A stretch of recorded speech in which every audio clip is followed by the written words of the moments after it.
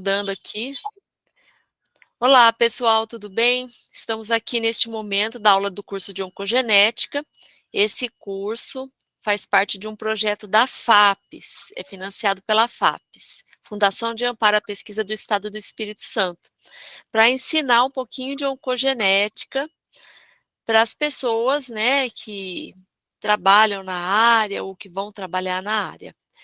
Bom, então, uma alegria estar aqui. E nós estamos com o professor, doutor José Cláudio Casale da Rocha, que é oncogeneticista do Instituto AC Camargo. E ele é chefe do serviço da oncogenética lá. Então, ele está aqui para conversar com a gente. Dá um alô aí para o pessoal, Zé. Tudo bom, Bem-vindo. pessoal? Obrigado, Dri. Bom estar aqui com vocês de novo. Espero que vocês aproveitem bastante essa que é a última aula do curso. E vai ser uma aula teórico-prática, viu? Já avisando para vocês. Porque ao final vocês vão ter que desenhar, fazer um heredograma. Eu e a Adriana já vamos fazer uma simulação e vocês vão ter oportunidade de fazer um heredograma. Vai valer nota, Dri? Com certeza vai valer nota. Porque eu estava pensando como é que eu ia fazer a avaliação. Aí eu falei, nossa, esse negócio de avaliação não é tão difícil, acho que é um bom critério a gente fazer uma avaliação dessa forma. Cada um vai construir o heredograma. E se tiver dúvida, eu estou à disposição durante a semana para ajudá-los nessa tarefa. Ótimo. Então vamos então à parte teórica, tá? Eu pulei bastante slides dessa minha apresentação porque toda a parte introdutória fala da parte de riscos ambientais, A água, gente já acabou e falando vocês, disso, eu e Suzane, né? A gente adiantou o curso naquilo que a gente tinha condições de fazer, né? e isso já foi falado, né? Então eu vou começar a partir desse ponto, só lembrando para vocês essa mandala da Hanahan e Weinberg, que foi inicialmente, quando ela foi publicada, ela tinha só 6 componentes, depois passou a ter 10 componentes, e atualmente ela tem 12 componentes, né? Então, são todos os passos que uma célula normal, até sua transformação numa célula maligna, ela deve passar, né, por todos esses processos, e essas alterações elas são genéticas e epigenéticas, né, e são alterações, muitas delas químicas. E isso inclui, né, a invasão ao sistema imune, porque o sistema imune é muito competente, a imortalidade celular, a indução da angiogênese, senão o tumor não conseguiria passar de 1 milímetro cúbico, né? Ele precisa de vasos para poder crescer por mais de 1 milímetro cúbico. Aliás, vocês sabem quantas células de câncer tem em 1 milímetro cúbico? 1 milhão de células.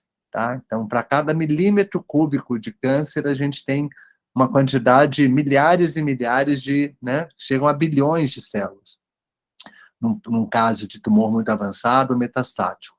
E recentemente, né, em ano passado, foram incluídos, né, novos componentes, né, então a senescência, a capacidade de plasticidade do fenótipo, né, e isso é interessante porque muitas vezes a gente se depara com tumores que têm algumas características, né, então é um tumor que é de mama, que é hormonal e que quando recorre ele é triplo negativo, então mostra que a célula sofreu uma plasticidade, né? Ela pode ter sido, inclusive, selecionada pelos tratamentos de bloqueio hormonal e fez emergir aí um outro tipo de tumor. A reprogramação epigenética e o microbioma polimórfico. Então, são novos componentes aí da carcinogênese. Por que isso é importante? Porque quando a gente está dentro de um processo de aconselhamento genético, o nosso objetivo, como oncogeneticistas, não é fazer o diagnóstico e soltar a bomba no colo de quem está recebendo, né, a notícia de que tem um câncer hereditário e sair correndo. Não. A gente prepara a pessoa para o teste, mas principalmente traz todos os instrumentos e relembra ela né, de que poderes ela tem de mudar o seu próprio destino. E com isso, a gente coloca o próprio paciente no protagonismo da sua saúde, né, como um componente importante, e não simplesmente realizar os exames de rastreamento, que isso qualquer um faz, né? Tem programas, inclusive, que já fazem, né, a solicitação, né, lembram você, agendamento de exame, não é esse o objetivo. O objetivo é realmente a pessoa desligar essas chaves, né, genéticas e epigenéticas, para que aquele traço, aquela variante genética patogênica germinativa nunca se expresse naquela pessoa, ou se expressar, a gente possa detectá-la precocemente, que ela venha mais atenuada, que tenha chances de cura, né? E sempre que possível, e com evidências, né, usar ferramentas de prevenção, tanto químicas, né, que é a quimioprevenção, quanto cirúrgicas, né? Então, falando sobre isso, né, aqui falando um pouquinho do microbioma e como ele é importante, né, a gente está diante, então, dessa nova era, que é a era da oncologia de precisão, e a gente está o tempo todo falando agora de prevenção de precisão, tá? Bem, pergunta para vocês já sabem, então, diferenciar quando uma mutação é somática e quando uma mutação é germinativa, correto?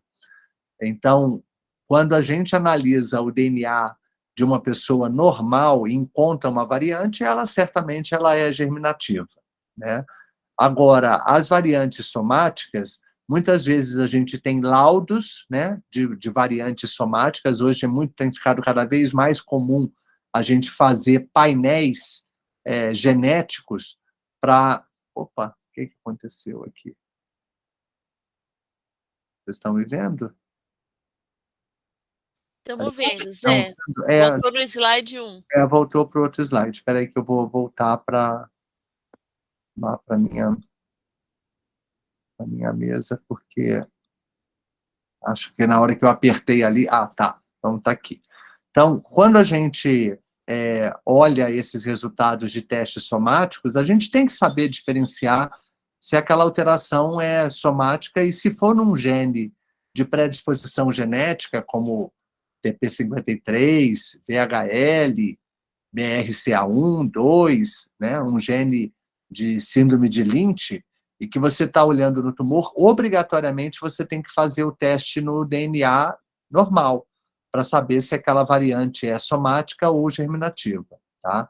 É lógico que a gente usa um pouco da frequência alélica para inferir se aquela variante é somática ou germinativa, mas o gold standard é realmente você testar no germinativo e ver se essa variante é só somática ou você está vendo uma variante germinativa no tecido tumoral, tá? Bem, a consulta ela se inicia com a construção do heredograma e essa, gente, é a ferramenta mais barata que a gente tem para fazer diagnóstico de câncer hereditário. Perguntinha para vocês, né? Vocês poderiam abrir o microfone aí, quem quiser falar? Quando a gente deve suspeitar de um câncer hereditário? O que vocês aprenderam aí do curso? E que sinais que a gente poderia ter num heredograma, numa história de uma pessoa ou da família, que pudesse sugerir que aquele câncer é de causa familiar? Vamos lá, gente, palpites. Mesmo que a gente não tenha visto completamente isso, quais os sinais que fazem a gente reconhecer quando tem alguma suspeita de câncer hereditário? Uma mulher de 70 anos com câncer de mama sem nenhuma história na família, é hereditário? Não, muito pouco provável, né? Então, quando que vocês suspeitam de que o câncer possa ser hereditário? A Sabina levantou a mão. Diga, Sabina, eu não estou vendo vocês, tá? Então, André, me ajuda aí. Eu acho que eu avalio, assim, a idade, né? A paciente que está com câncer já, eu avalio a idade em que ela se apresentou, a neoplasia, a história familiar dela, se ela tem muitos parentes de primeiro grau, e a idade que esses parentes tiveram a manifestação de uma doença, eu pensaria em investigar. Ótimo. Posso explorar um pouquinho mais você, Sabina? Quando você Pode. fala em idade jovem, o que você chama de jovem? Olha lá que Bom, muita gente vai se sentir ofendida, hein, dependendo da sua resposta. Eu me eu sinto acho, jovem, eu me sinto jovem. por exemplo, para a mulher, se ela na verdade, na pré-menopausa, eu já considero que é jovem. Uhum. Então, no caso, abaixo de 50 anos, eu já ainda acho que, dependendo da situação, eu investigar. Um câncer de mama triplo negativo, numa mulher pré-menopausada. Isso. Então, você falou até agora, também adicionou aí, talvez, o tipo de tumor, né? Exato. O doutor Pulido falou aqui, Aham, mais de uma geração acometida, ótimo. início precoce, Uhum, manifestação vinda de um lado da família. A isso. Mariana falou assim, menos de 45 anos, ela acha que é jovem. Eu tenho 55, eu já fiquei arrasada aqui, Mariana. A Mariana está certa, viu? Ó, Hoje, jovem é menor do que 45, tá? A gente consideraria câncer em idade jovem com uma margem de segurança para indicar teste genético, tá? Abaixo de 45 anos, e nem precisa ter ninguém na família acometido, tá? Câncer em idade jovem já é indicação de fazer teste. Qualquer tipo de tumor? Sim, qualquer olha tipo de só, tumor. tem Qualquer aqui a Mariana é especialistérrima. Aham. Apresentação rara, como um câncer de mama em homens. Ó, a Ótimo, Mariana, vou chamar a Mariana para aula já. isso. Então, olha só, nós estamos falando em critérios, né, que consideram a idade, né, critérios que consideram a, a estrutura familiar, o número de casos, né, e de repetições na família, principalmente, como o Pulido falou, se são pelo menos duas gerações, se a gente vê uma transmissão que a gente chama de transmissão vertical, ou seja, de uma geração para outra. Então, se isso acontece, também chama atenção para ser um câncer hereditário. Quanto maior o número de pessoas afetadas, mais importante ainda, maior peso, né? E aí a gente considera parentes de primeiro e segundo grau também. Lembrando que parentes de primeiro grau, então aqui está o nosso probando, são todas essas pessoas que estão em volta aqui circulando o nosso probando, aqui no caso uma probanda, né? Então declina com o gênero, né? E aqui a gente tem os parentes de segundo grau, que é quando você pula duas casas. Então, avô é parente de segundo grau, tio, tia é parente de segundo grau, neto e neta é parente de segundo grau, sobrinho ou sobrinha também é parente de segundo grau. Primo de primeiro grau é parente de terceiro grau, a gente vai considerar menos. A gente não deixa de considerar, mas a maioria dos critérios de câncer hereditário, né, que vocês vão ver, consideram parentes de primeiro e segundo grau, tá? Tem uma questão muito importante quando a gente vê na história familiar, que é a estrutura da família. Nem todo mundo conhece a família do pai, nem todo mundo conhece do que os avós morreram. Muitas pessoas, como eu, sou filho único, então não tenho irmãos para poder me trazerem mais informações. Eu acabo contando. Imagina se meu pai e minha mãe fossem filhos únicos também, né? Isso a gente chama de estrutura familiar limitada. Adotados, né? Então, pessoas que são adotadas ou que desconhecem um dos lados da família, ou os dois, né? Pessoas que têm uma história de câncer de mama numa família que só tem homem, né? Que só tem que a mãe teve irmãos homens, o pai teve irmãos homens, você não tem mulheres na família para manifestar. O principal fenótipo da síndrome, que é o câncer de mama, vai esperar um homem ter câncer de mama? Sim, se um homem tiver câncer de mama, como foi bem lembrado aí, é característico, né? A gente tem uma apresentação que não é típica, porque câncer de mama é em mulheres, né? Então, câncer de mama em homem, como também foi falado, o tumor triplo negativo, né? Que é um tumor não hormonal. Aí o NCCN considera até 60 anos. não precisa nem ser jovem, um tumor que não seja hormonal de mama, né? Numa mulher de 60 anos, tem indicação de fazer teste genético, mesmo que ela não tenha história familiar. Mesmo que não tenha história familiar. Vocês estão vendo que antigamente a gente era muito criterioso, né? E hoje os critérios eles estão ficando cada vez mais frouxos, né? Quantos critérios aí que eu já falei que não precisa ter história na família, né? Idade muito jovem, tumores atípicos, tumores raros, né? Um sarcoma, um tumor de suprarrenal, um tumor cerebral numa pessoa jovem, né? Qualquer tipo de tumor em jovem, inclusive, né? Próstata antes dos 45 anos, colo retal antes dos 45 anos, são tumores comuns, mas que a idade chama muita atenção, tá? Por que isso? Porque os testes genéticos baratearam. E não é só por isso. Tem muitos estudos que já mostram o benefício de se descobrir que uma família tem câncer hereditário, porque uma vez que você detecte uma pessoa afetada, você consegue trazer mais outros familiares, os irmãos, os filhos, para um programa de prevenção e de rastreamento. Então, é muito importante que a gente tenha um ambiente onde esse paciente vai fazer o teste, onde ele possa ter esse suporte. Por isso, os serviços de genética, né, multiprofissionais são muito importantes, porque vários aspectos são abordados, né, o acolhimento à família, eu falo que não é nem aconselhamento genético, eu falo que deveria ser acolhimento genético, porque é o que a gente pretende fazer com todos os afetados da família, né, para poder fazerem um segmento adequado e os exames na época certa, porque certamente o programa de um governo, de uma sociedade, né, médica, não vai servir para uma pessoa que tem câncer, tem risco de ter câncer em idade jovem, né?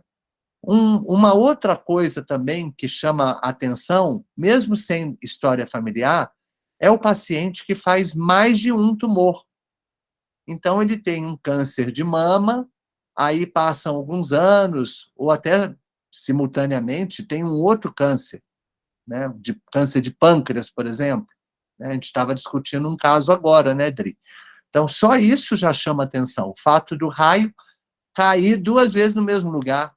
Né? Eu falo, tem um para-raio aí, né? Por que está caindo tanto em você? Né?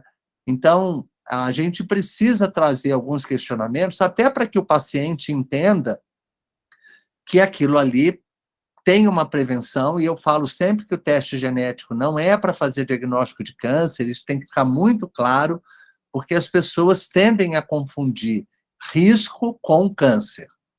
Risco, você não tem o câncer, o risco você tem a possibilidade, uma chance. E olha que chance de mudar seu filme, né? Mudar sua história. Câncer é outra história. Câncer já está lá, já vai ter que fazer um tratamento adequado, já é um carimbo que vai acompanhar essa pessoa para o resto da vida. Então, é muito melhor ter só o risco do que ter o câncer, não ter que passar por esse problema, né? Então, é muito enfático isso dentro de uma consulta de aconselhamento genético, para a pessoa entender perfeitamente que o teste genético não vai fazer um diagnóstico de doença maligna nela, e nem que significa um destino, e que aquilo ali ela está fadada a ter alguma coisa, porque está escrito no DNA. Né? Não é o maktub do DNA, não é porque está escrito nas estrelas que o seu destino está traçado. Você faz o seu destino, e a mudança de hábitos vai ser sempre muito importante em qualquer situação dessas, tá? Então, no mesmo indivíduo, né, a gente tem, então, falando, sem história familiar, idade jovem, tumores raros, algumas histologias específicas, uma pessoa que tem mais de um tumor, né?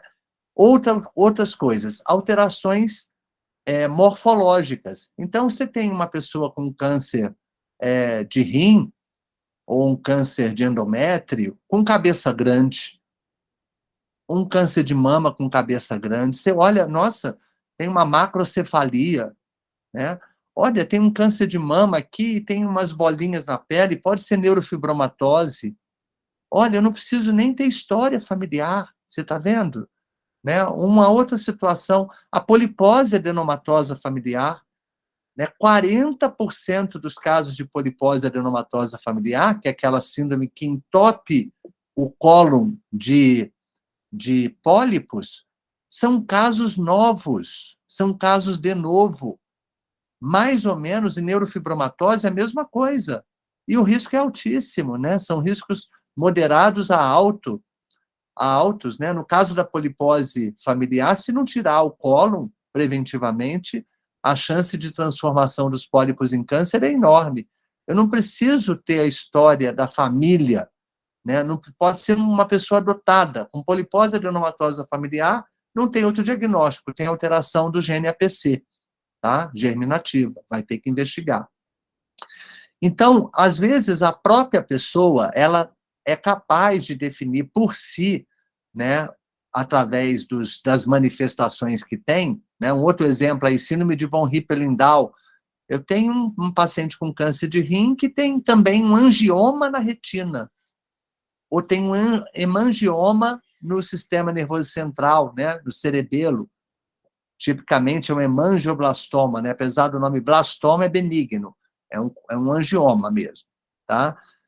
Com câncer de rim já me faz lembrar de VHL, né? Então, a gente precisa considerar muito os tumores benignos também. A gente está muito voltado a procurar só os casos de câncer que a pessoa teve ou na família, mas é muito importante a história dos tumores benignos. Tem uma moça aqui que tem uma atipia na mama. Gente, aquilo ali já é uma lesão pré-maligna. Ou teve um carcinoma ductal in situ, né? Ainda não é um tumor invasivo. Até algum tempo atrás não se considerava que fosse câncer, né? O NCCN, para vocês saberem, considera casos de atipia e casos de carcinoma ductal in situ, conta como câncer. Você não é câncer, mas conta para critério como se fosse câncer. Eu preciso ter 3 casos na família? Opa, eu tenho um de carcinoma ductal in situ, já conta como um deles, tá? Então, é muito importante.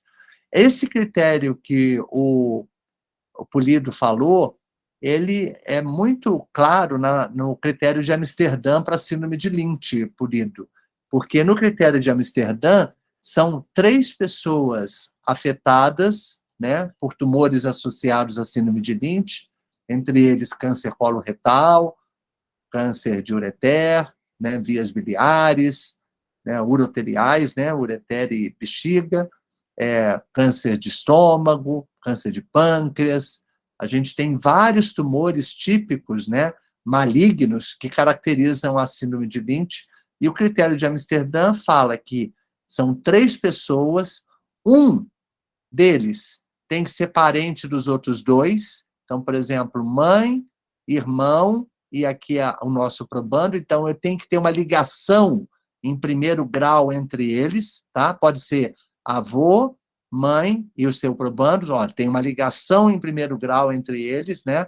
Esse para esse, desse para esse, né? Então, a gente tem aí o critério de Amsterdã, mas eu tenho que ter 2 gerações. Se forem 3 irmãos, já não serve.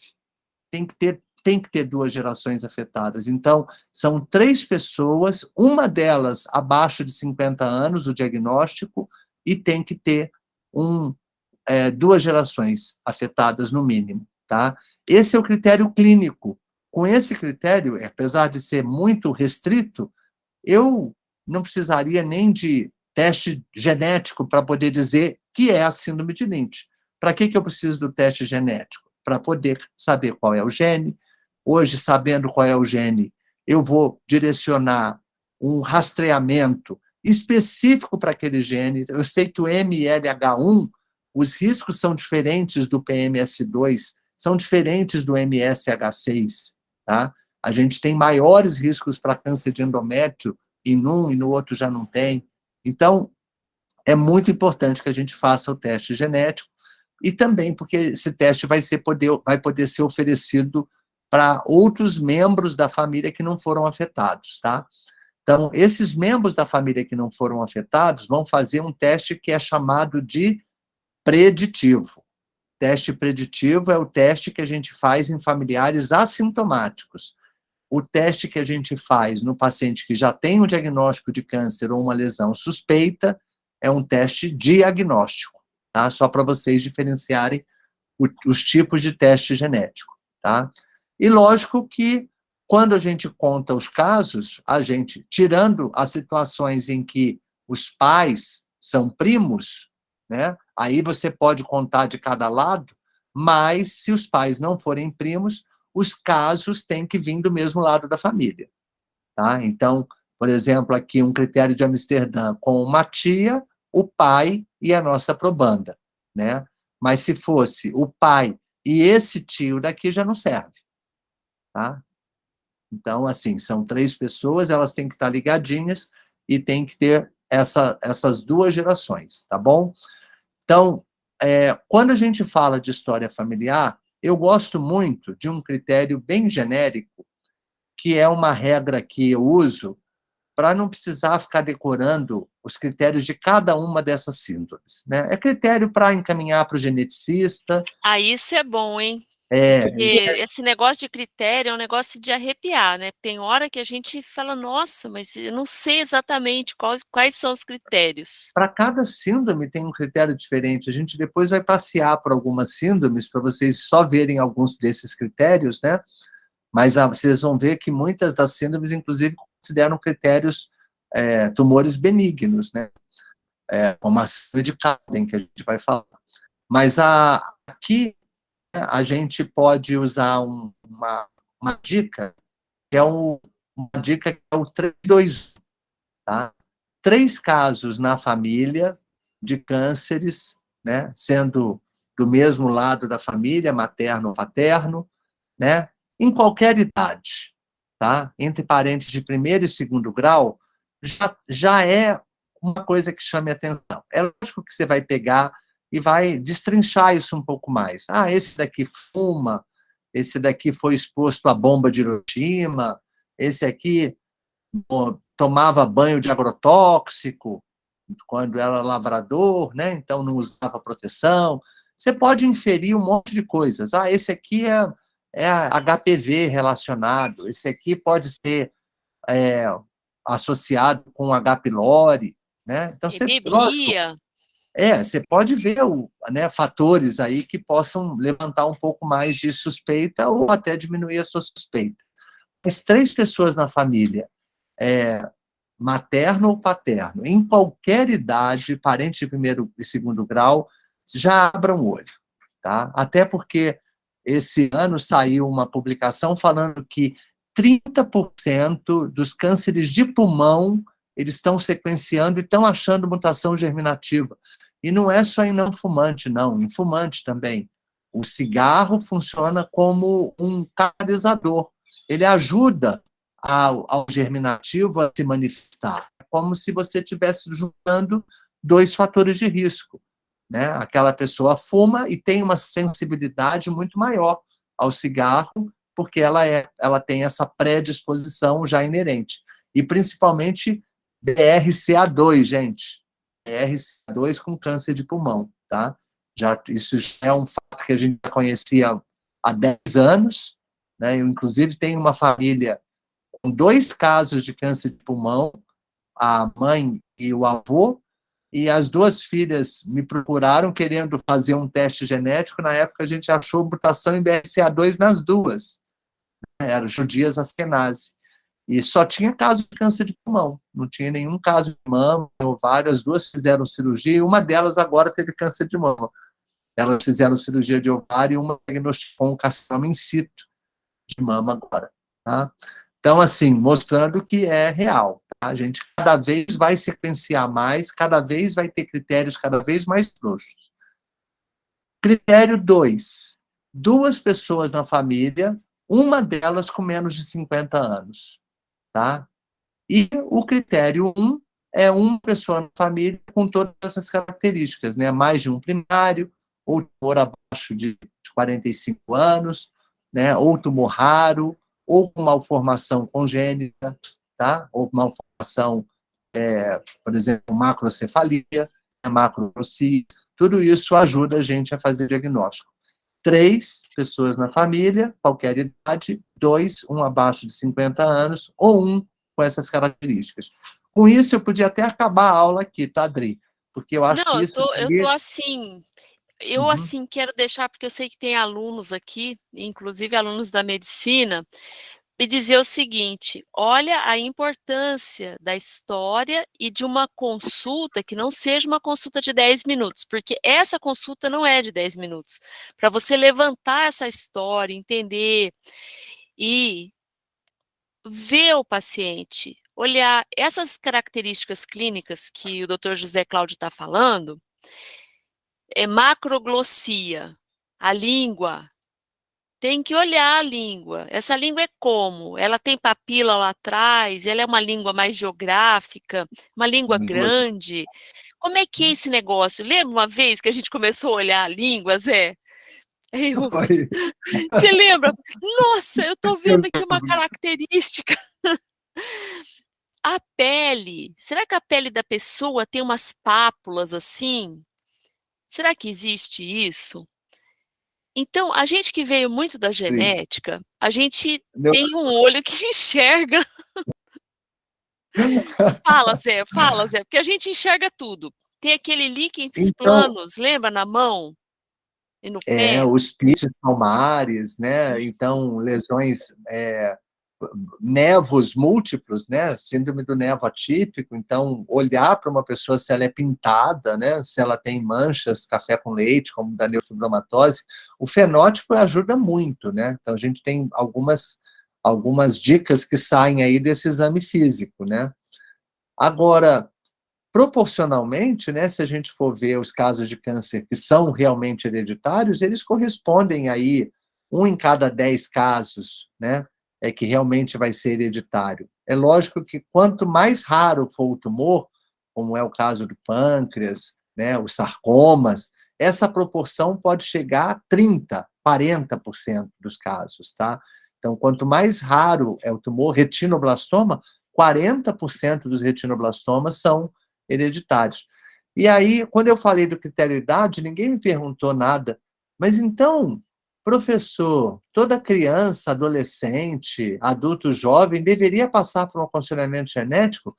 Claro que sim. Não é à toa que no AC Camargo, a gente, na nossa equipe, tem duas pessoas dentro da pediatria e da clínica de adolescentes, tá?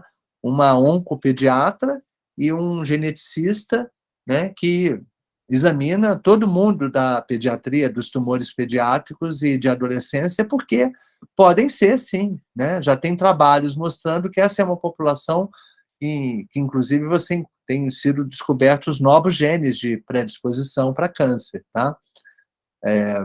Leucemia em idade jovem, né? E o teste genético sempre tem que ser muito bem interpretado, né? Porque muitas vezes a gente se depara com variantes novas que os laboratórios liberam como variantes de significado incerto, que um geneticista ou um oncogeneticista experiente olha e fala, não, essa voz aqui é suspeita, isso aqui é uma região da proteína que é um sítio de atividade, de ligação, de dimerização, ou um ponto onde se ligam outras proteínas, então pode ser patogênico.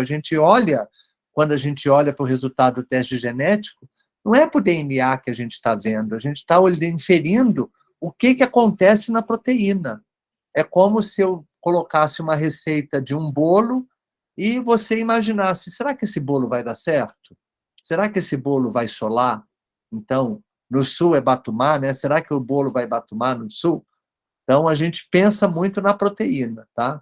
Então, são casos importantes. E sempre avaliando essa questão do risco, porque no aconselhamento genético, a gente precisa saber se o gene que a gente está vendo é um gene de risco moderado, né? Lembrando que risco moderado é entre 2 e 5 vezes o risco daquele tumor na população.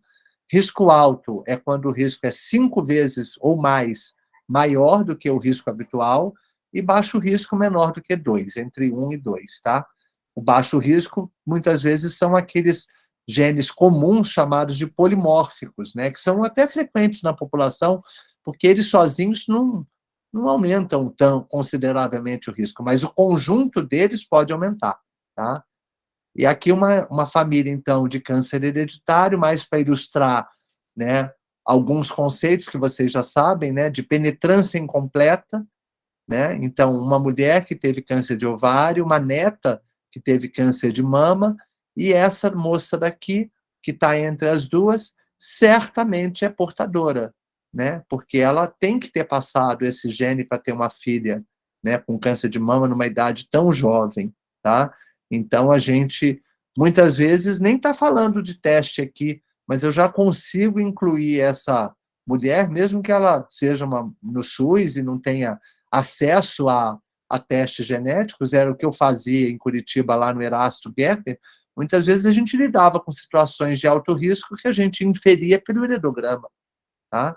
Então, um outro ponto que a gente vê aqui é a antecipação, né, que também chama muito a atenção quando a gente constrói o heredograma, e isso também deveria ser até um critério, sabe, Dri? Mas ainda não é. O critério antecipação ainda não entrou como critério para a gente poder definir câncer hereditário. Mas é muito comum nos cânceres hereditários que as gerações Define para mais... eles isso, define, porque não é todo mundo que sabe o que é antecipação. Isso. Antecipação é quando o fenótipo ele acontece na geração seguinte em idade mais jovem. Então, a cada geração, a idade vai caindo, né? Então, a gente tem aqui pessoas de 50, 60, aqui na faixa de 40, 30, aqui a gente já vê 20, 30, né? Às vezes até adolescentes, crianças. Então, isso é muito comum na síndrome de câncer hereditário, já foi descrito em HBOC, né? Que é a síndrome de câncer de mama e ovário hereditário. Lembrando que essa a gente acaba usando a abreviação em inglês, né? Hereditary Breast and Ovarian Cancer Syndrome, né? Então, HBOC, né? O HBOC.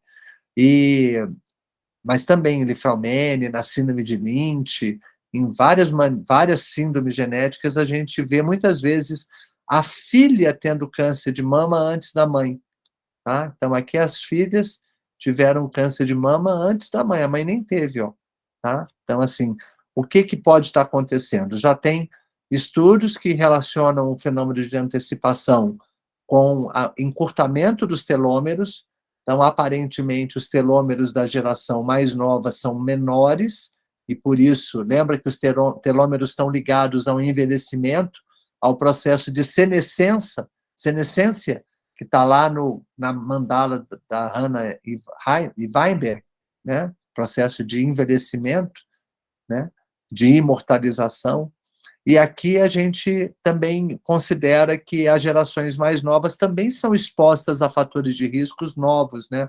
A gente tem a industrialização, os enlatados, a obesidade, né? Vários fatores hoje que a gente considera ambientais, né? Que são bastante nocivos e que muitas vezes os nossos avós plantavam tomate, né? Faziam molho de tomate da horta, tudo orgânico. Então, pode ser que isso também seja um fator que esteja contribuindo, tá? Ô Zé, eu estava dando aula outro dia e um aluno colocou um negócio tão interessante. Olha como esses meninos são excelentes, né? Sou Uhum. sempre fã deles. Trazendo o fator de contaminação ambiental como um desestruturador da epigenética. Porque a epigenética a gente está conhecendo agora. Uhum. Entendeu? Então, de repente, tem até algum fator aí que a gente ainda não fez associação, mas que pode ser até epigenético. E aí, Dri, é que fica a dica, porque talvez a gente consiga melhorar muito no futuro a avaliação de risco por uma análise epigenética da pessoa, né? Então, a gente já tem muita gente estudando epigenoma para, junto com os testes genéticos, e aí a gente inclui os genes de moderada e alta penetrância, inclui o score de risco poligênico, que avalia os polimorfismos, mas imagina você ter uma avaliação epigenética também, né? Conhecer o seu epigenoma, saber, porque olha, o aqui que você pode melhorar. as Uhum. pessoas sempre perguntam assim: "Mas e aí, descobri agora, o que que eu posso fazer?", como se fosse um destino, e de repente a gente, por exemplo, mesmo olhando o caso da antecipação genética, você vê que a cada geração mais precocemente o negócio acontece. Já pensou se a gente já sabe que aquela pessoa tem a predisposição para ter aquele câncer, ela é criança ainda. O que que a gente pode fazer para evitar dela ter? Ou para ela ter mais tardiamente? Por exemplo, que é muito diferente você ter um câncer de mama aos 38, como aquele caso, e ter aos 68. Uhum. Muito diferente para a mulher, para a vida dela, para tudo, né. E o que que dá para fazer? Isso que eu acho legal do teste, que você de repente pode, assim, investir naquela pessoa numa qualidade de vida e quem sabe até com a descoberta de algum fator, outro, né, que a ciência pode vir a trazer, que pode melhorar a vida dessa pessoa e até evitar que ela tenha doença. Então, aproveitando a dica de prevenção, está se tornando uma nova especialidade, tá? Então, mas essa prevenção baseada em riscos genéticos e epigenéticos, né? Então, não, a gente tá surgindo um novo profissional no mercado, que é essa pessoa que trabalha com riscos, né? Que o oncogeneticista ele acaba assumindo muito esse papel, mas é um papel muito clínico, né? Um papel muito de rastreamento, de mudança, que depende de uma equipe multidisciplinar. Então, um serviço bem estruturado, ele tem que contar com farmacêuticos, enfermeiros, psicólogo, né? Tem que ter nutricionista, educador físico, tem que ter pessoas que realmente tragam para essa pessoa uma oportunidade de mudanças, né? E aí as práticas integrativas também, né? Que acabam ajudando bastante na resiliência, né? De você passar pela situação e também de tentar modificar de alguma forma seus fatores de risco, né? Gente, eu vou andar um pouquinho mais rápido, só para vocês não ficarem muito cansados, que a gente ainda quer fazer o exercício com vocês hoje, tá? Mas essa tabela resume, então, os principais genes aí que estão contidos nos testes genéticos mais comuns, né, com as suas síndromes aí ao lado, na segunda coluna, o risco relativo ao longo da vida e as principais manifestações. Então, após a construção do hidrograma, dependendo desse arranjo de tumores que a gente estiver observando na família, e por isso é tão importante a gente solicitar comprovantes, atestado de óbito, buscar anatomopatológicos, relatórios médicos, né, de familiares mesmo do nosso probando. Não é fácil fazer diagnóstico de câncer hereditário olhando para a família assim, porque muitos tumores mudam de classificação, né? A gente, às vezes, tem uma pessoa que fala, olha, teve um câncer de ovário, vai ver lá, era colo de útero, né? Não era ovário, né? Talvez associado a HPV, mas já muda bastante quando é ovário, né? Morreu de nó nas tripas, né? Então, o que é o nó nas tripas? É o câncer de intestino, né? O que é isso? Tinha água na barriga. Então, era um tumor na cabeça, mas na cabeça onde? Cabeça é tireoide, cabeça é tumor cerebral, ou foi um tumor, um melanoma de couro cabeludo, né? O que é um tumor na cabeça? Então, a gente precisa entender, né, ter essa paciência para entender, né, e essa comunicação fluir. E confirmar os casos da família é fundamental para a gente poder fechar critérios clínicos, porque esses critérios clínicos dependem dos tipos de tumor, né? E aí o NCCN, ele vem sendo atualizado, né? Esse é um guia aí só para mostrar para vocês que esses critérios hoje, eles também estão ficando mais frouxos pela questão terapêutica. Hoje a gente inclui a possibilidade dos inibidores de PARP para câncer de mama e ovário hereditários, né? Achar que um câncer está relacionado a um gene como esse vai mudar o tratamento. Então, além da questão de risco familiar, hoje a gente está falando que é importante a realização de testes genéticos e os testes estão ficando cada vez mais baratos e os critérios cada vez mais frouxos, né? Você vê que aqui na versão 2023, ele já fala que câncer de mama abaixo de 50 anos já teria indicação. Ó, abaixo de 50 anos, é aqui, ó, qualquer idade, né? Abaixo de 50 anos de idade já teria indicação de fazer teste genético.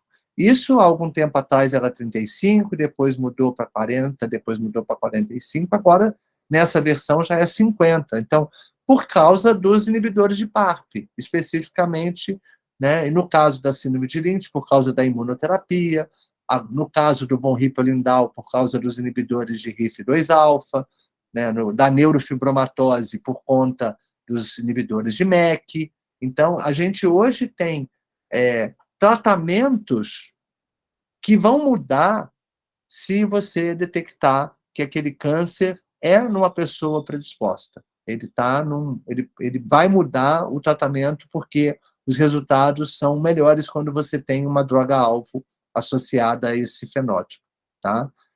Então, eu vou interromper essa apresentação aqui, vou passar para outra, que é mais para a gente poder falar um pouco dos critérios, tá?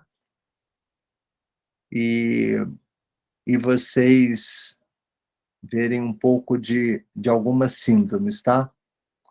Então, aqui a ASCO, né, a Associação da Sociedade Americana de Oncologia Clínica, desde 96, já preconiza, né, o aconselhamento genético oncológico, né? Eu tenho esse fascículo do JCO, né, quando ele fala sobre isso, né?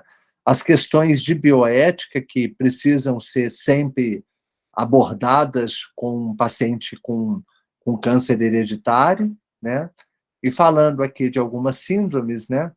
Então, lembrando que a síndrome de Li-Fraumeni extremamente prevalente em toda a região sul e sudeste, né? Aqui no estado lá do Paraná, alguns municípios são, inclusive, mais prevalentes, né? E a importância desse gene que causa esse fenótipo da síndrome de Li-Fraumeni, que é o TP53, que produz a proteína P53, que é um tetrâmero. Aqui uma parte, aqui outra proteína, aqui outra proteína e aqui outra proteína. 4 proteínas se juntam para poder exercer a principal função do TP53, que é funcionar como fator de transdução. Então, vocês estão vendo aqui a proteína colada no DNA, estimulando que essa região aqui seja expressa. Então, o TP53 produz as proteínas que se tetramerizam, né? E essa variante 337H, ela é justamente no ponto onde a proteína se tetrameriza, no ponto de ligação das quatro proteínas. Imagina uma mutação ali, ela desagrega, né? Então, muito importante, né? A proteína TP53, como aqui eu comparei nesse slide, é quase um maestro de uma orquestra, né? Ela deflagra tantos processos celulares, né? E tão importante a gente fazer diagnóstico dessa síndrome. Então, aqui alguns critérios, né? Vocês não precisam decorar, mas os critérios clássicos: diagnóstico de sarcoma antes dos 45 anos, mais um parente de primeiro grau com câncer antes dos 45, qualquer câncer, pode ser até de pulmão, colo de útero, não interessa, parente em primeiro ou segundo grau com qualquer tipo de câncer com idade menor do que 45 ou sarcoma em qualquer idade. Então, o critério clássico inclui os 3, você tem que ter os 3 critérios para poder fechar um diagnóstico clínico de síndrome de Li-Fraumeni. Qualquer um desses critérios aqui, isolados, por exemplo, sarcoma antes dos 45, você não pode dizer que é Li-Fraumeni, mas vai indicar o teste genético, porque às vezes você não tem uma história informativa para poder fechar o critério clássico. Por isso que o Birch e o Ailes fizeram outros critérios um pouco mais frouxos, né? Então, aqui, caso comprovado de câncer infantil, ou sarcoma, ou tumor cerebral, ou câncer de adrenal, numa pessoa com menos de 45, e um parente de primeiro e segundo grau com câncer associado à lifraumene. Inclui aqui até as leucemias, tá? Zé, a gente, naquele estudo do Caparaó, né, que é o estudo grande que nós estamos estudando, né, selecionamos 55 famílias e a gente elegeu aí 35 com critérios, assim, indicativos de ser lifraumene. E nós aplicamos todos os critérios, o de Li-Efraumene, esse de Birch Uhum. e o último, Eils. Eils. E o de Birch foi o que foi menos stringente. E entraram, então, de 55 famílias, a gente conseguiu pegar essas 35 com Ótimo. esses critérios, né? As demais a gente acabou classificando como parecia ser alguma coisa hereditária, mas a gente não classificou como possível lifraumene. Pode até ser, mas essa de Birch foi a mais interessante para a gente usar num crivo populacional. Aqui você vê que eles vão afrouxando, né? Aqui você tem que ter 3 pessoas.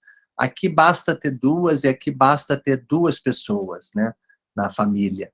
E aqui você vê 2 parentes, primeiro ou segundo grau, com tumores relacionados à síndrome de Lifraumene, que ele coloca aqui os principais, tá? Em qualquer idade, ó. Aqui já é em qualquer idade. Então, hoje, imaginem, câncer de mama, né? Se aqui 2 cânceres de mama, já teria critério de Eils. Então, todo caso que a gente fosse investigar para BRCA1 e BRCA2 também deveria fazer o TP53, até por conta dessa prevalência da mutação, né? Aqui tem os critérios de Chompré, 2009, que foram atualizados. 2015 eu não botei, mas já tem o critério de Chompré atualizado para 2015, tá? Depois vocês olhem aí na internet. A gente usou também de Chompré na época. Chompré, isso. O Chompré já coloca câncer de mama com menos de 35 anos já como um critério para testar a TP53. Você vê que lá no NCCN, menos de 50 para BRCA1, BRCA2, TP53, ele já faz um painel, né? E o que é importante também do diagnóstico de Lifraumene é que, olha, a radioterapia deve ser evitada sempre que possível.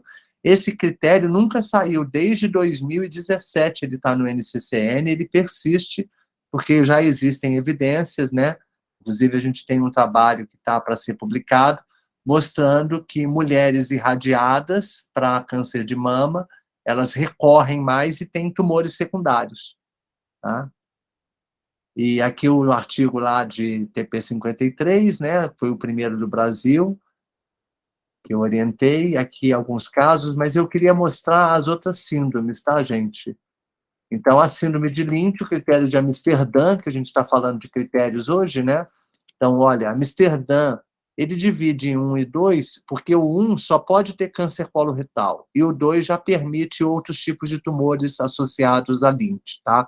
Mas os critérios são os mesmos. São 3 pessoas da mesma família, um dos tem que ser membro, um dos afetados tem que ser parente dos outros 2, em primeiro grau, tem que ter 2 gerações acometidas e um deles tem que ter menos de 50 anos e, obviamente, excluir polipose adenomatosa familiar.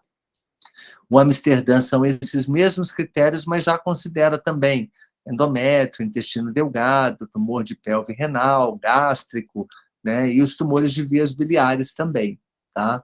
Aqui o risco ao longo da vida, como muda de gene para gene, né, dependendo do gene, ó, MSH6, o risco é bem menor do que o MLH1 e MSH2. Tá? Isso acontece para todos os tumores, por isso é também tão importante a gente definir que gene, né? Não basta só o critério clínico. Isso é muito fácil porque você pode fazer uma imunistoquímica no tumor e pela perda da expressão você consegue saber qual que é o gene afetado. O normal é a proteína está expressa, né, desses 4 genes. Mas se você perde MLH1 com o o PMS2, geralmente a mutação está no MLH1. Se você perde MSH2 e MSH6, geralmente a mutação está no MSH2. E quando você perde só MSH6, é porque a mutação está aqui, ou quando você perde só PMS2, é porque a mutação deve estar aqui. Tá? Então, acaba sendo muito útil. A instabilidade de microsatélites também, só que ela não define qual é o gene, ela só traz uma característica que vai ser muito importante hoje para a gente indicar imunoterapia, ou pela imunistoquímica, ou por esse teste molecular que avalia a instabilidade de microsatélites. Para a síndrome de Lynch, existe também os critérios de Bethesda, que são critérios mais frouxos, não para dizer que o paciente tem síndrome de Lynch, mas para indicar o teste genético ou a realização da instabilidade de microsatélites. Isso eu queria mostrar para vocês, que olha só, esse item 4 aqui, ó, paciente com adenoma, ou seja, um pólipo com menos de 40 anos, já tem indicação de testar para Lynch, basta ter um pólipo. Ele não está falando de história familiar, não, gente. Nós estamos falando de tumor benigno, ou seja, um pólipo no intestino com menos de 40 anos já é indicativo de testagem, tá? Então, aqui ele vai mostrar também tumores em célula de anel de Synnet, né? Tumores mucinosos, então, principalmente em pacientes jovens com câncer coloretal também devem ser incluídos aí para teste, tá? E isso daqui é mostrando como que é interessante a estratégia do rastreio universal, né? Então, rastrear todo mundo, e não apenas quem tem critério de Bethesda, pegar todos os casos de câncer coloretal e endométrio e testar para Lynch, fazer imunistoquímica para todo mundo. Essa é a nossa rotina no AC Camargo há pelo menos 5 anos, tá? Todos os casos de câncer coloretal e endométrio são testados por imunistoquímica e, se há perda de expressão, esses pacientes são encaminhados para oncogenética para investigação. Aí sim que a gente vai coletar a história da família. Então, aqui o rastreio começando pelo tumor. Tá? Bem, aqui são métodos. Olha que interessante a síndrome de Poit-Jeghers, né? Que a gente faz diagnóstico pelas pintas, né? Dá essas máculas periorais, dá câncer de intestino, né? Câncer de mama, um risco altíssimo. Mas a gente consegue ver pelas pintas na boca, periorais, na mucosa, na gengiva, né? E na ponta dos dedos, até debaixo da unha, mas também, principalmente essas manchinhas digitais aí, na cabeça do pênis, também na glande, diagnóstico Poit-Jeghers, tá? Você faz diagnóstico da porta. Entrou no consultório, você já olha, já fala, é Poit-Jeghers, tá? Neurofibromatose, também um fenótipo muito típico, as manchas café com leite, né? Lembrando o risco para sarcomas, para tumores cerebrais, para câncer de mama, para pólipos colônicos, né? Neurofibromas no intestino, né? E o neurofibroma plexiforme, né? Que dá aqui grandes volumes tumorais e que hoje a gente pode contar com os inibidores de MEK. Que síndrome é essa, gente? Olha que critério interessante. Triquilemomas faciais, ou seja, verruga no rosto. Gente, alguém tem uma verruga no rosto aí que pode ser um triquilemoma? Passa no dermato, né?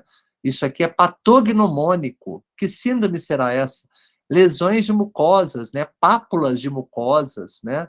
Então, pápulas papilomatosas, a gente vê na borda do pé, na borda da mão, dos dedos, né? Monte de bolinhas, né? De verruguinhas, né? Não são aquelas verrugas virais de criança, não, adultos, né?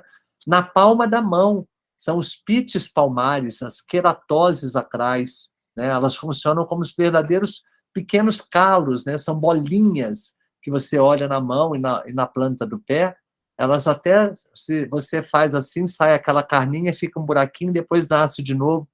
Patognomônico. Que síndrome é essa? Meu Deus!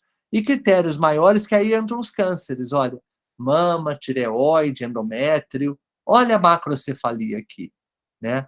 A Lemire-Duclos, que é uma síndrome neurológica que dá um tumor de sistema nervoso central também, tá? Bem raro, mas eu tenho paciente também com Lemire-Duclos. E critérios menores, olha só que interessante. Lesões de tireoide, por exemplo, bócio multinodular de tireoide. Meu Deus, eu tenho. Será que eu tenho essa síndrome? É tão comum bócio multinodular.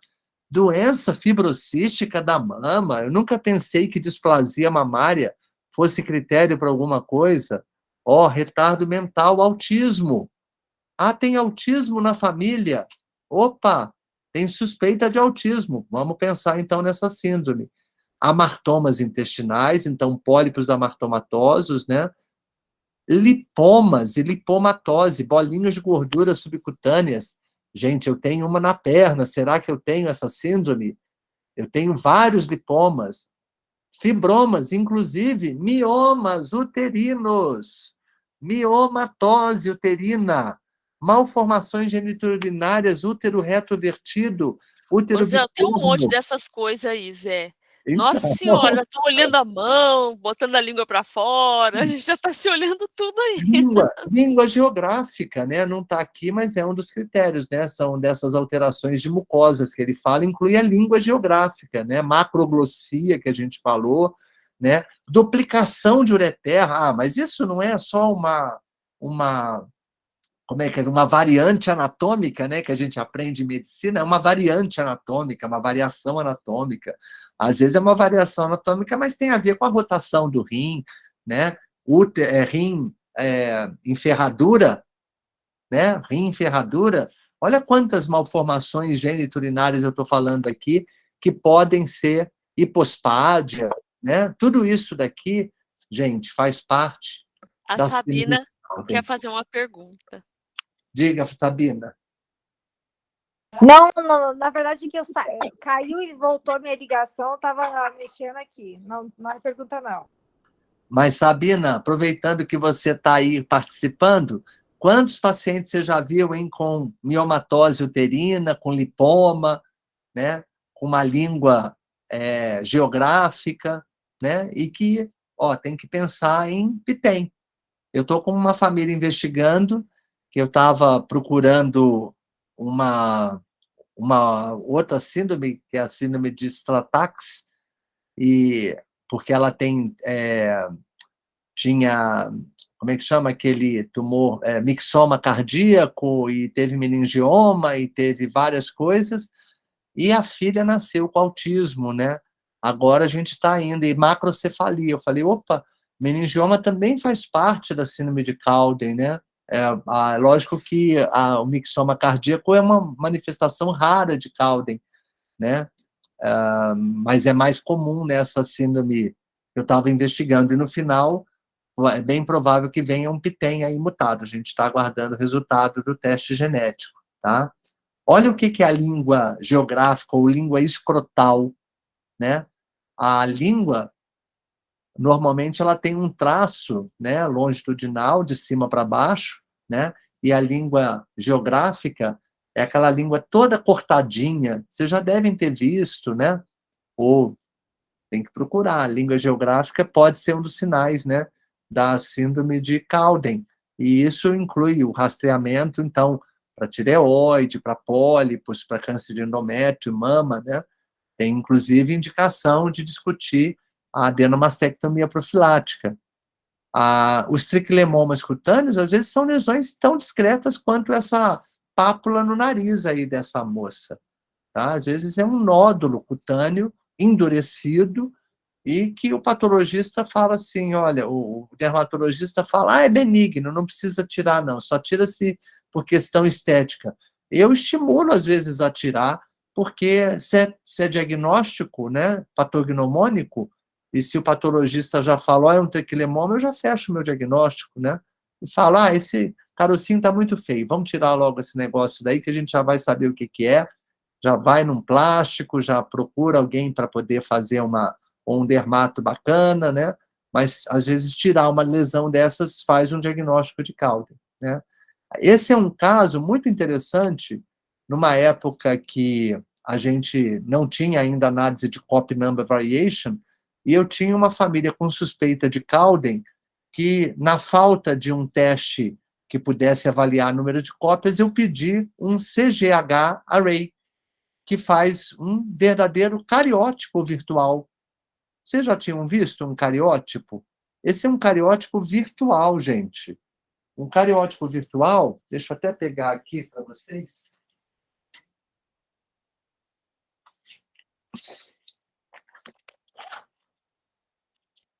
Ele é feito com chip. Estão vendo aqui na minha mão? Ó, chip de DNA.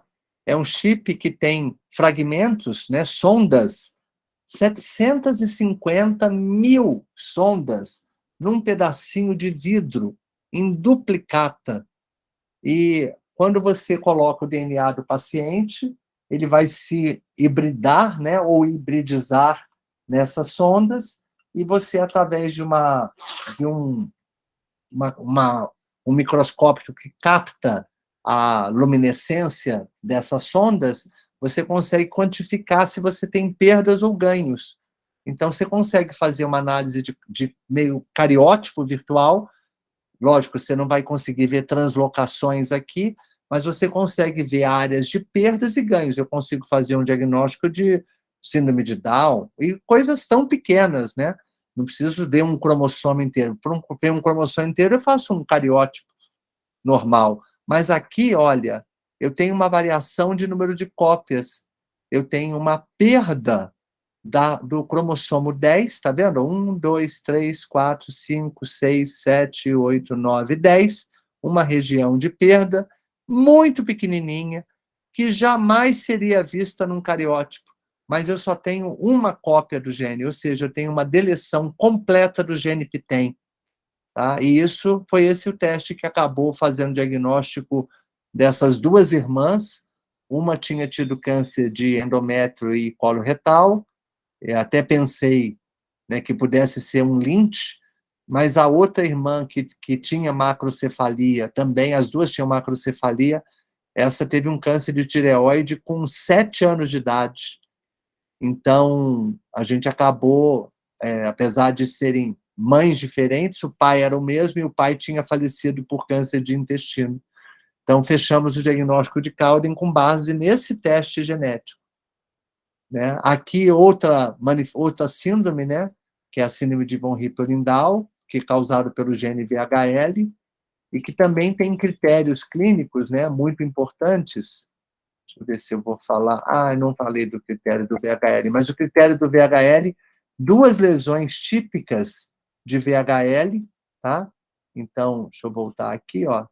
Sendo que uma delas tem que ser ou os angiomas de retina ou os hemangioblastomas de sistema nervoso central. Então, você pode ter ou essas 2 hemangioblastomas, 2 hemangiomas de retina, um de cada, ou qualquer um desses com câncer de rim, tumor neuroendócrino pancreático, tá? Cistoadenoma de epidídimo. Então, a gente pode ter feocromocitoma, mas uma das lesões tem que ser necessariamente um hemangioblastoma ou um angioma de retina. De novo, lesões benignas, definindo critérios diagnósticos para câncer hereditário. Com isso, gente, eu encerro aqui minha apresentação. Foi muito grande, mas espero que vocês tenham aproveitado bastante. Ai, foi maravilhosa, Zé. Nossa, cada vez que eu assim ouço isso, meu coração se enche de esperança, né? Para dar esperança na gente, que a gente está vendo as coisas acontecendo. É muito bonito. Ciência progredindo e como a gente já enxerga diferente, né? Muito bom. Professor, foi um máximo, parabéns. Tinha muita coisa sobre isso também que eu já tinha lido a respeito do projeto e não tinha assimilado tão bem assim, com o senhor explicando, ficou mais claro muita coisa que eu tinha achado que era um bicho de 7 cabeças. Que bom, Bruna, obrigado. Bem, se tivermos dúvidas, podemos falar, e senão a gente... Dri, vamos fazer atividade? Você acha que está tarde? Como é que Eu acho que não dá tempo, mas eu posso deixar gravado. A gente também pode gravar e passar para eles, vídeo gravado, a atividade que eles têm que fazer. A atividade é cada um fazer o heredograma da sua família, né? E aí tem que aprender a fazer, né? Ó, o doutor Pulido. Que bom. Então, eu não sei, eu fiquei pensando, assim, da gente usar a lousa interativa, que é um recurso que tem aqui, e a gente testar e ver se dá certo, porque agora eu acho que realmente vai ficar um pouco tarde para a gente dar atividade. Mas eu vou passar para vocês, tá bom? Eu combino lá no grupo. E eu acho que é isso, eu vou interromper a gravação, deixa eu ver se eu consigo. E antes de mais nada, quero agradecer o Zé Cláudio.